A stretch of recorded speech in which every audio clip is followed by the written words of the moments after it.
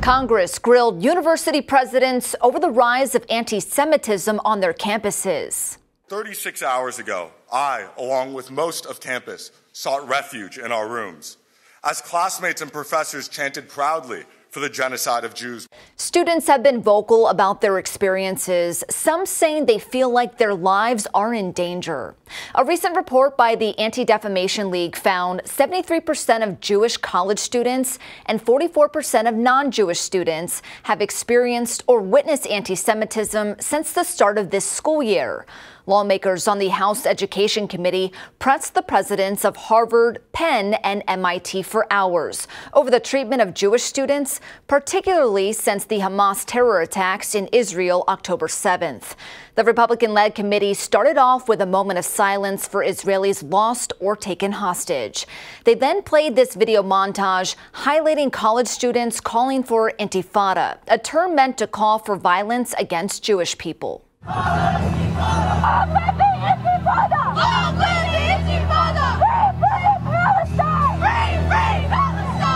remain steadfast and made it clear our unwavering solidarity with Gaza. Sally Cromwell is not new to MIT. She doesn't know how we operate here. We will crack down.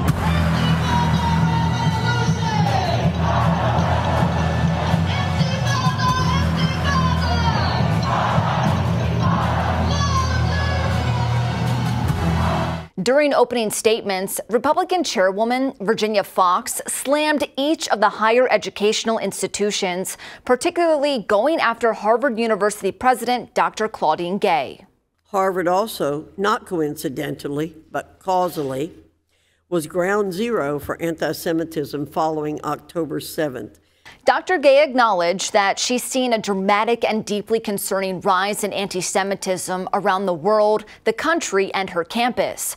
She also said she had since seen a rise in Islamophobia since the Israel-Hamas war started 2 months ago, saying Jewish and Muslim leaders, faculty members, and students are scared after experiencing grief, fear, and trauma. During these difficult days, I have felt the bonds of our community strain. In response, I have sought to confront hate while preserving free expression. This is difficult work, and I know that I have not always gotten it right. Gay also said Harvard does not permit speech that either incites violence or threatens safety, and that Harvard students have to follow a code of conduct. Again, we are deeply committed to free expression, but when speech crosses over into conduct that violates our policies, policies against bullying, harassment, intimidation, we do take action. During questioning, Republican Representative Elise Stefanik didn't hold back. Dr. Gay, a Harvard student calling for the mass murder of African Americans is not protected free speech at Harvard, correct? Our commitment to free speech... It's a yes or no question. Is that corrected? Is that okay for students to call for the mass murder of African Americans at Harvard? Is that protected free speech? Our commitment to free speech It's a yes or no question. Stefanik then pressed Dr. Gay on Harvard students chanting intifada on campus. So based upon your testimony, you understand that this call for intifada is to commit genocide against the Jewish people in Israel and globally, correct? I will say again, that type of hateful speech is personally abhorrent to me. Do you believe that type of hateful speech is contrary to Harvard's code of conduct, or is it allowed at Harvard? It is at odds with the values of Harvard. Can you not say here that it is also against the code of conduct at Harvard? We embrace a commitment to free expression, even of views that are objectionable, offensive, hateful. It's when that speech crosses into conduct that violates our policies against bullying, harassment, Does that speech not cross that barrier? Does that speech not call for the genocide of Jews and the elimination of Israel? Ultimately, Dr. Gay couldn't say whether or not the call for intifada against Jews is considered harassment rather than protected free speech. When pressed by Representative Nathaniel Morin on whether any Harvard students had faced suspension or expulsion, Dr. Gay said she'd have her office get back to the committee with those details. Have any students been expelled or disciplined for bullying, harassment, or these actions that you're listing?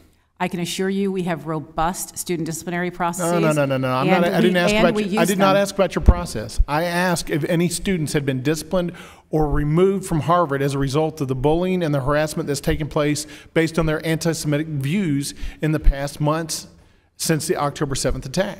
We consistently apply our policies. So have any students, can you give me a number? Has it been 2, 10, 20? Or have there been 0 students that have been actually disciplined for their activity? Not their speech, their activity. Students have been held to account for any episode in which they violated our behavior-based policies. Do you know approximately how many of those students have been held to account in your mind? Or is that something you're going to keep from public view? I'm not asking for the identification of students. I just want to know how many students actually have been held to a disciplinary standard. I'm happy to have my office follow up with some specific numbers if that would be helpful to you. And Republicans weren't the only ones asking the hard-hitting questions. Democratic Representative Susan Wild of Pennsylvania inquired President McGill of UPenn to determine if the calling for intifada is incitement of violence. You saw a video at the beginning of this, and to the extent that the protests at Penn were referenced, did you see that video as an example of hate speech or speech that would incite violence? I appreciate the question from the representative from the great Commonwealth of Pennsylvania. I mean, that video, just as a human being, was very hard to watch. The chanting, I think, calling for intifada, global revolution, very, very disturbing. And I can imagine many people's reaction to that would be one of fear. Mm-hmm. So I believe at a minimum that is hateful speech that has been and should be condemned.